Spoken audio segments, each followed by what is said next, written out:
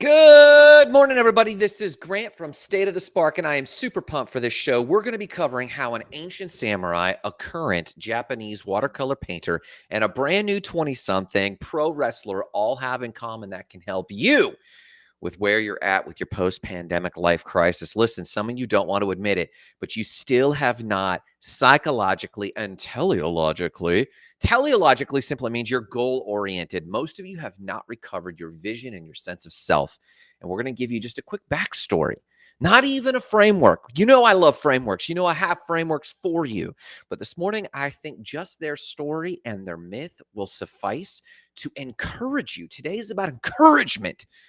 And I'm just going to give you a quick backdrop on these three people and how they can help you start to look more closely at returning to your vision for a renewed sense of self. Let's talk about that. Before that, we have a quick bit of other news. There's Billy Weigel. Good morning, gratitude. We're going to start with a morning cup of gratitude, another Spark show to start this Monday morning. I'm a little late, but we're going to be quick. We don't have a huge framework, Billy, so stick with us. We're just got a quick word of encouragement with some of these backstories. We're going to cover that real quick. But what would we do if we didn't start with morning cup of gratitude? I want to hear in the comments ASAP what you're grateful for, and I'm not going to tolerate silence from you. Tell me what you're grateful for. I encourage you to be full of gratitude. I encourage you to find the openness in your heart to shove away all the challenges. We are a deviation-focused people. We're focused on the negative because when something is negative is deviating us from our ideal self. So we focus on the negative to solve it. But take a moment. Suspend the how-to. Suspend your rationale. Suspend your logic. And take just 10 minutes, 15 minutes with us this morning and dream. Open yourself up and return to imagination.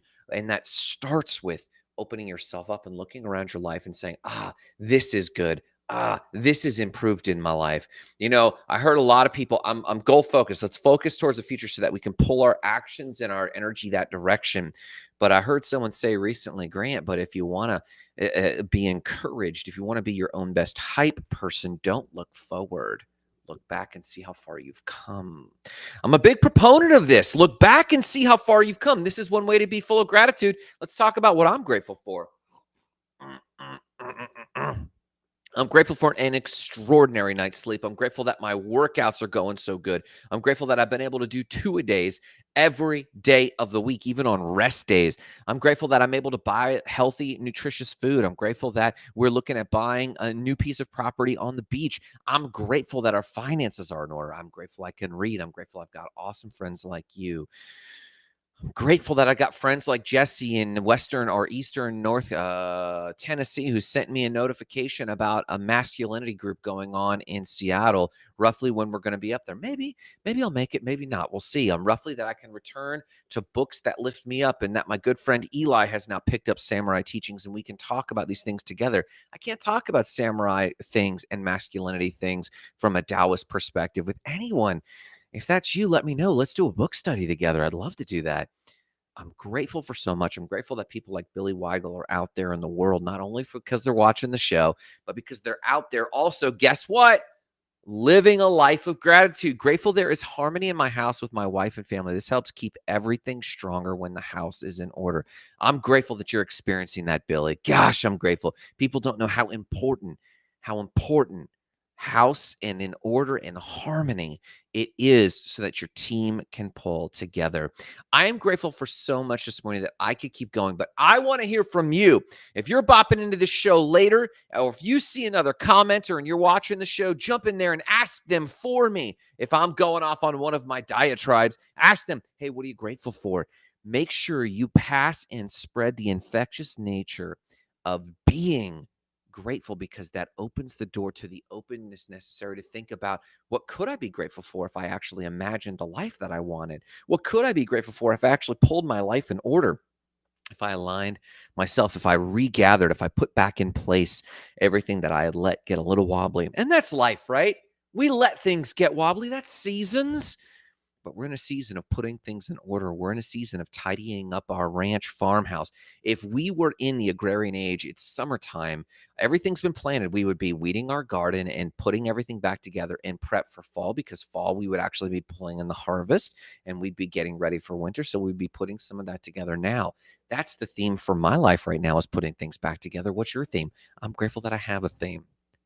What are you grateful for this morning? Let me know in the comments below. Let's talk about other news. Other news this morning is actually supremely important because it cues us up for our stories this morning. So pay attention. Our third piece of other news actually covers and introduces one of the people we're going to be talking about to encourage you to remind yourself what's important in your post-pandemic crisis. Not midlife crisis, not quarter life crisis, not third life crisis, or, when people are a third of the way. Quarter life crisis is when people are about a quarter of the way. And I say that that's when you're between 25 and 30. They're like, my life sucks, boo-hoo. And it's like, you're not even a quarter of the way. You're just now learning who you are. And then I call the third life crisis about 40 to 45, because you're about a third of the way there. Midlife crisis shouldn't even happen till you're 60, my friend. Post-pandemic life crisis is this weird, unique thing that Conan O'Brien calls in the circumstances, with a meme he posted, in the circumstances of the pandemic and everything that went on, the unrest, everything that went on. A lot of you haven't recovered. We're going to be covering that. Let's cover these three pieces of other news because the third piece of other news helps us with those stories. Number one, Mount K2 flyby. For those who don't know, there are several very large mountains on this planet. Everyone knows the biggest one, Everest. Very few people know about K2. K2 is a rather treacherous mountain, and a lot of people die climbing it. Well, they have found a treacherous mountain flying through space, and that treacherous mountain is larger than nearly any other Earth-killer asteroid yet. It was spotted about 5 years ago with the Hubble telescope. Yes, when someone says, what do these telescopes even do for us? They help us spot and prepare for Earth-killer asteroids. And in this case, this one's not going to hit us, so calm down. No need to jump out of windows or hoard toilet paper. We're good. We're good. The Hubble telescope spotted what is now known as the K2 asteroid. Now, the K2, if you want to compare, I'm going to compare this in a second to the Dino killer asteroid. K2 is a 50-mile wide nucleus.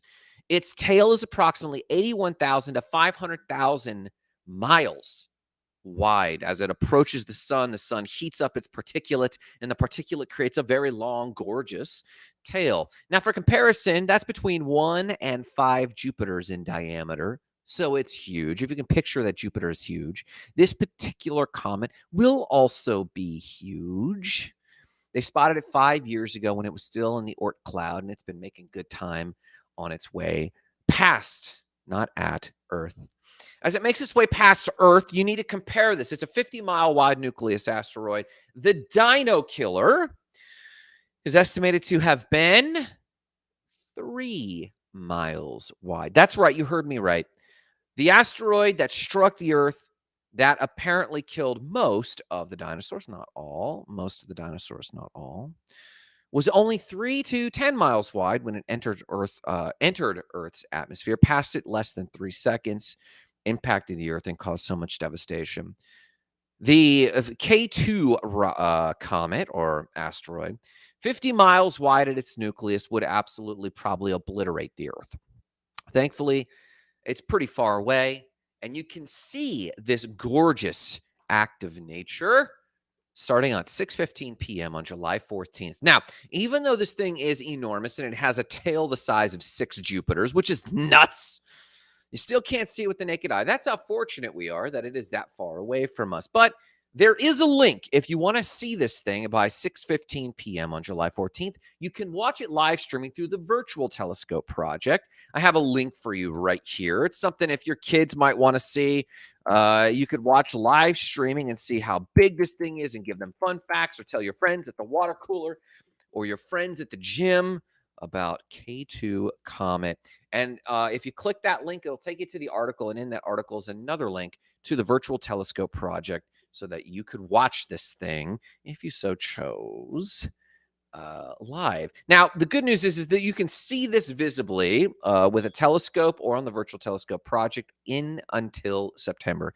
So it's going to be around for a little while, but you can catch it at its apex, at its closest pass to Earth on July 14th. Let's talk about the markets. Looks like all the markets are down today, and we're showing that the TradFi and DeFi markets are actually more and more closely related as time goes on. We're discovering that they are correlating more and more, and that's happening as institutional investors start buying up more and more of the DeFi market. Now, this was expected. A lot of DeFi people thought the markets were going to remain decoupled for a very long time. Just not the case anymore. Now, which one leads? It's hard to say. A lot of Bitcoin enthusiasts believe Bitcoin will begin leading even the TradFi markets. Some traditional investors believe it'll be the other way around. It has yet to be seen, but human nature has averages. And as the averages play out, we'll probably see as more and more humans engage in the DeFi markets and it becomes more accessible. It's probably a good guess that human nature will have a similar impact over the DeFi markets as it had over the TradFi markets, meaning this heyday of extreme volatility is still going to be short-lived. And we're making our money and we're going to continue to make money because we've been in so early. We have a very low dollar cost average. There's still tons of money to be made and will be. There's still tons of new things, but I'm just predicting in Grant's Little World, not financial advice, that it's going to start to look very similar. TradFi markets, the Dow is opening down 0.42% at about 31,100. The S&P 500 is down 0.61% at about 3,800. The Nasdaq's down 0.72%, 0.72% at about 12,000. And in the DeFi markets, Bitcoin is also down 3.41% at about 20,500. Ethereum is down 3.19%, almost neck and neck at $1,100. Cardano, ADA, is down 3.24% at 0.456 cents. So it's about break even. And XRP, Ripple, another one of my favorites, is down 4.1% at about 32 cents. Now, I share these things with you to inoculate you, to give you a sense of pace. I don't want your emotions to go up or down. I share this with you so that your emotions stay the same. You're like, hey, I'll get these updates from Grant, and we're going to continue dollar cost averaging. Grant's going to at least continue dollar cost averaging, but we can at least watch these things and become immune to the ups and downs of these things and just see where they're at to know if we're going to get into them. Let's talk about the Japanese grandfather who started at 70, creating one of the largest YouTube followings there is. YouTuber Haramichi, I'm going to butcher this guy's name, Haramichi Shibasaki, is a 70-year-old grandfather making a splash, drawing a following, yes, pun intended, on YouTube. This man has begun to make a name for himself doing art tutorials. He started at the age of 70. Actually, he is 74 now. I have actually stumbled upon his drawings or his tutorials a few years ago, and they're a good ASMR video because he is sweet, he is kindly. He's an old Japanese man, thin, wiry, with glasses and a very nice Japanese mustache, gray hair, very friendly face. He has amassed 1.4 million subscribers. When his son introduced English subtitles, that started to expand his audience quite widely outside of the Japanese audience and through the rest of the world. He said this: "We didn't even have a TV at home when I was a child," he told AFP, near his home in rural part of Shiba, where birdsong constantly fills the air. He said, "As someone from my generation, I didn't expect there would ever be a time like this."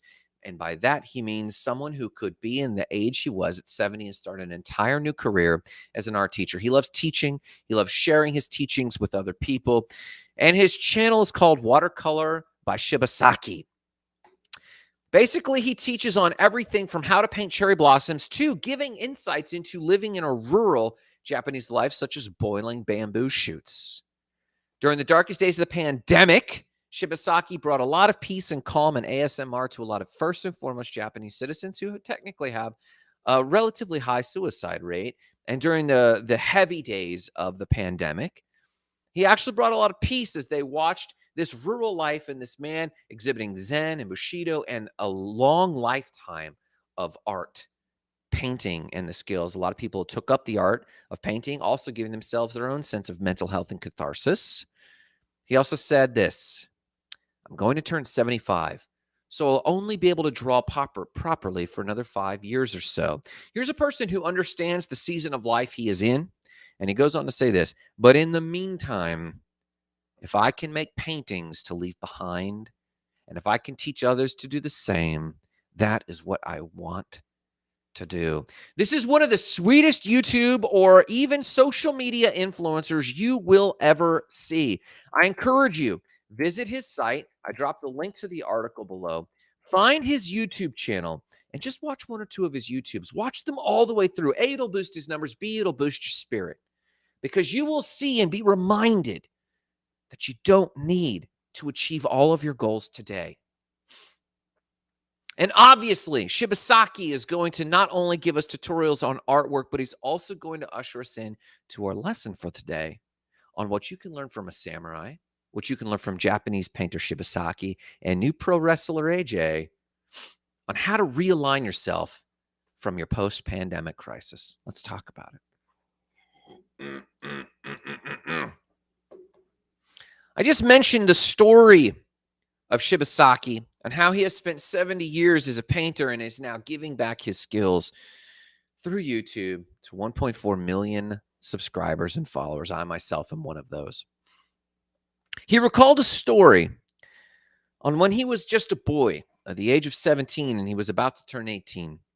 And his parents had spent his entire life and their entire lives in rural Japan in a rice field. They had a farm, an itinerant farm for growing rice and rice paddy fields. And he grew up around this. He grew up around the pungent smells of the rice flour and the wind blowing through the rice reeds in the morning. And though it brought him a great sense of calm and he didn't feel tragic about it, he soon quickly realized he had other desires. Now, if you know anything about Japanese families or Asian families in general, if a family has done something for generations, they fully expect the new generation to continue that tradition. And this was the concerns and fears that Shibasaki brought when at 17, he felt in his heart a desire to do something else, to paint. Now, with great fear and great trepidation, nervous as all get out, he still felt that he had to take a chance on himself. He had to take a chance on himself and say yes to the thing in his heart. And he had to actually pitch his idea to his parents. Now, for all he knew, they were going to shut him down, and it would be a great turmoil in his family and a great turmoil in his family lineage, not just with his parents, but his entire line of family going back generations of rice farmers. He might be the one to upset the tradition.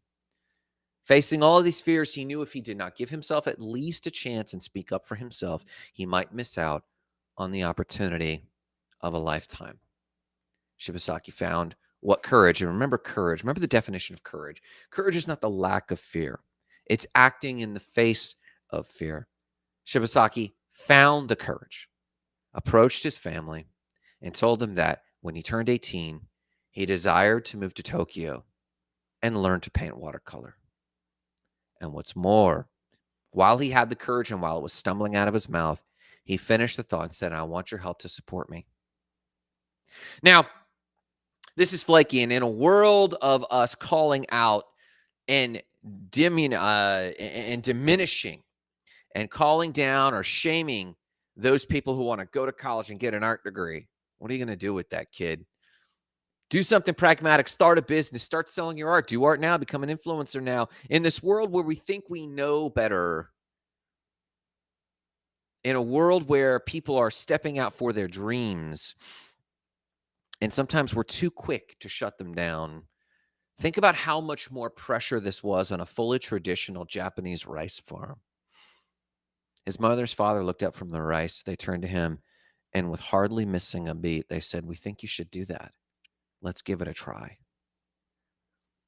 Shibasaki was moved to tears that his family would support him, and shocked he followed through with his dream and has had a career of 70 years of learning art, enjoying art, doing what he loves, and then teaching that. He's been teaching painting for many years, and now he has expanded his audience by the millions, reaching millions of people every single day with his watercolor tutorials. The power of the internet, but more than that, the power of having a dream, the power of sharing your dream, the power of boldly declaring your dream to your trusted people, risking everything that they could shut you down. The power of those people supporting and encouraging him, not critiquing him, not trying to make him better, just encouraging him to go out and do it, and the power of his follow through for decades and decades. Let's jump forward to this weekend. This weekend, I've been going to the gym quite a bit, and I'm realigning myself in my season of putting it all back together. And there's reasons for that. We could share that some other time. Vulnerable moment for me when I'm putting a lot of my goals and dreams back together for myself and being aggressive about that. So I've been actually going to the gym twice a day. I've encountered several times a gymnast, AJ. And the only reason we notice her is that when you're at the gym, there are hordes of lazy people who simply are taking snapshots that they've made it to the gym. And there's very few people who go all out. Eric Chambers in the morning goes all out. He's a tough guy that I've seen for years come into Gold's Gym and now Just Move. And he goes all out. There's a few people like Joe who go all out. He goes all out. And I've got a lot of respect for people who can bring it every single morning, even when they're tired, even when they're complaining, they can bring their A game and go all out. AJ is one of those people. She constantly works out and then goes to the private room and practices her gymnastic routine. I saw her the other day and asked how gymnastics is going. She said, I'm not doing that anymore.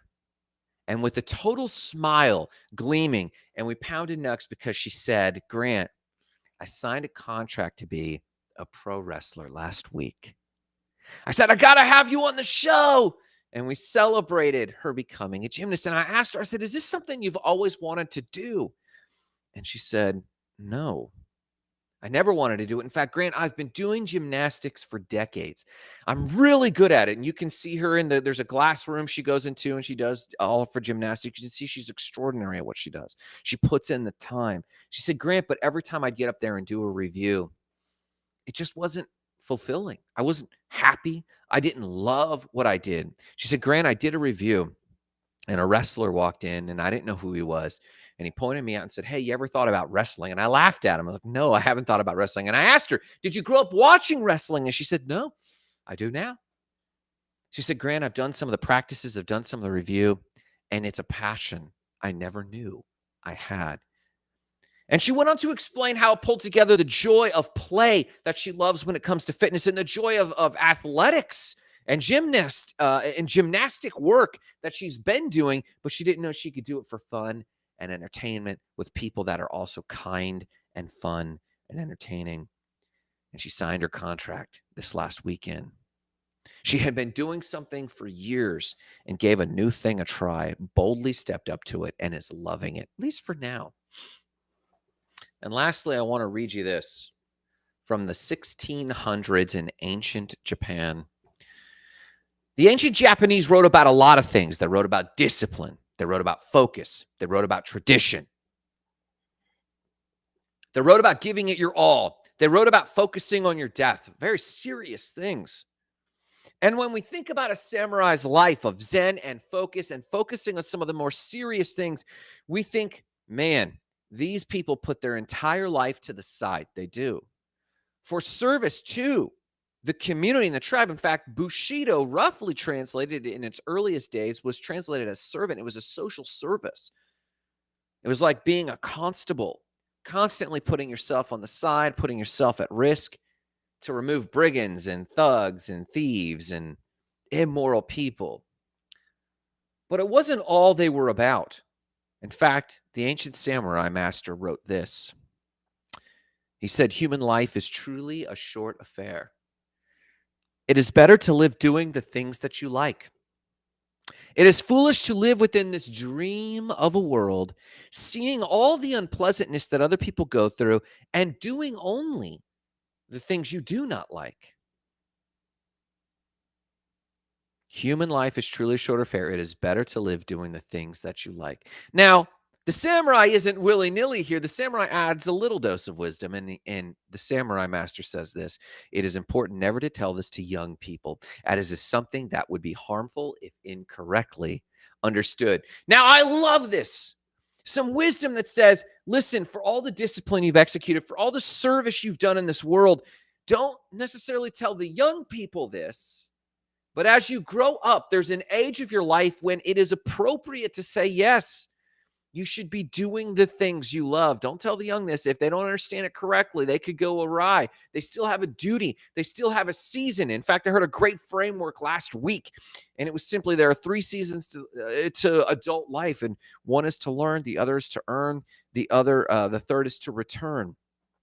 Basically, you have to learn how to execute your trade. Then you need to use that trade to earn your income, earn your respect, earn the relationships you have, earn the direction you have, and then to return, give back. Somewhere in there, an ancient samurai confesses that you have to also know when to do the things you love.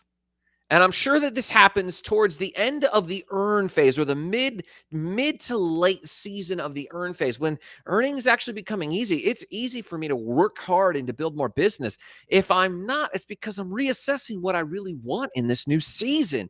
And this ancient samurai from the Hagakure, one of my absolute favorite samurai books, the Hagakure, he says, human life is truly a sort of fair. It is better to live doing the things you like. It is foolish to live within this dream of a world and seeing the unpleasantness of others and only doing the things you do not like. Now, what he doesn't say is you shouldn't do things you don't like. He doesn't say that.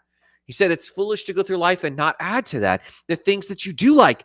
And then he goes on to say, but it is important never to tell young people, as it is something that would be harmful if incorrectly understood. Now, the funny part about this, what do you think the samurai's favorite pastime is?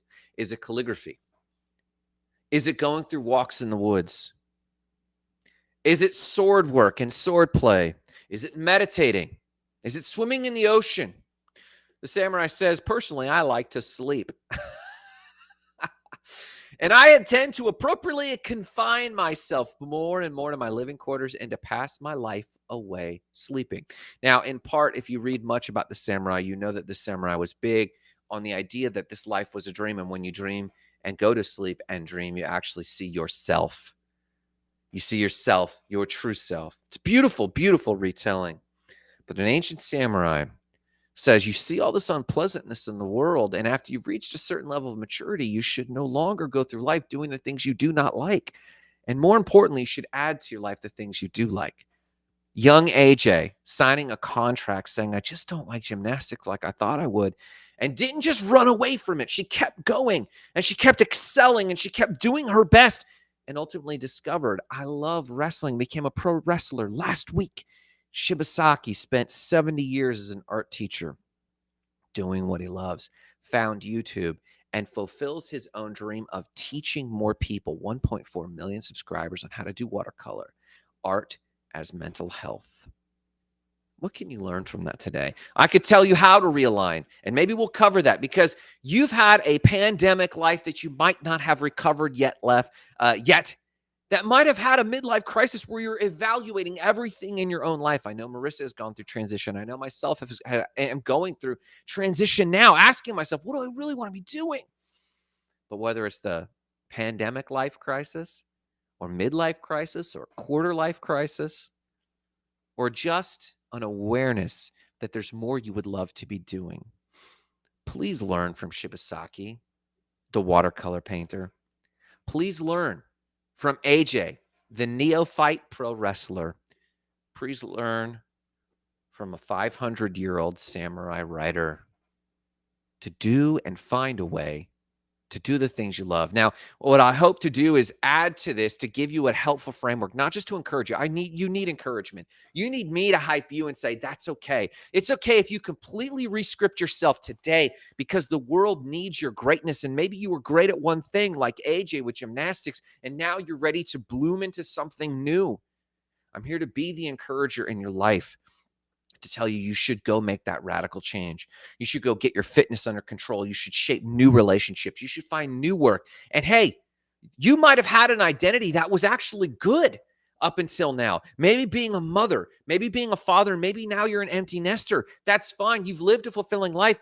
Look for that new thing. It doesn't have to have all been bad. Maybe you had a bad marriage or a bad relationship, and it's now time for something new. Maybe you had a great marriage and a great relationship, and now it might be time for something new.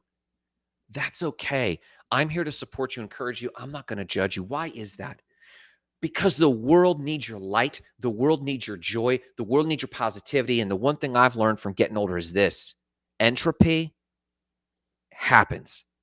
Entropy, like gravity, causes people to disintegrate, to slowly disintegrate over time. And they get passively, calmly, quietly, just a little more negative every day, just a little more pessimistic, just a little more realistic every day. And I refuse that. If I can, in one way, define nature, I will, in this one way, define nature. And that is, as I get older, I will become just a little more optimistic, a little more hopeful, a little more integrated, not disintegrated. And I encourage you to do the same. Why? Because the world needs your light. The world needs your joy. The world needs your gifts. And if you stop by for anything on these wonderful Mondays, stop by for that encouragement that you can. And listen, you know what I'm going to say next. No matter what you do today, remember the mission: igniting lives of explosive significance, starting with your own. Have a great day.